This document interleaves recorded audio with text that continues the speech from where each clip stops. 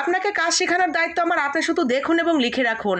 আজকে ব্লকের class number 3 2 নম্বর ক্লাসে আমি দেখিয়েছিলাম পুরো 3 পিসের জন্য কতটুকু রং নিয়ে বেস তৈরি করতে হয় এবং বেসটার সাথে কিভাবে র কালার মিশিয়ে মিশিয়ে রং তৈরি করে ব্লক করতে হয়।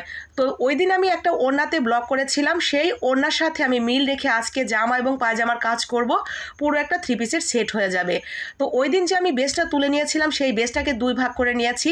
তার সাথে আজকে একটু ইয়েলো কালার মিশিয়ে আমি ওড়নার কালারটা এনেছি এবং সেই ওড়নার কালারের রংটা দিয়েই আমি আজকে জামার মধ্যে কাজ করে নেব। জামার পেছনটাতে ঠিক এরকম একটা ডিজাইন তুলেছি এবং জামার গলার দিকে ঠিক এইভাবে আমি ডিজাইনটা তুলে নিয়েছি। জামার নিচের পোর্শনটাতে কিছুটা কাপড় বাদ রেখে কাপড়টা ভাঙার জন্য ঠিক এইভাবে আমি ডিজাইনটা করে নিয়েছি। তো সেমভাবে আমি জামা, পায়জামা এবং হাতার কাজটাও একইভাবে করে নিয়েছি। আর এই ব্লগটার উপরে যারা পুরো ভিডিওটা দেখতে চান ডিটেলসে, তারা ভিডিওসে গিয়ে দেখে নেবেন। ভালো লাগলে লাইক, কমেন্ট, শেয়ার।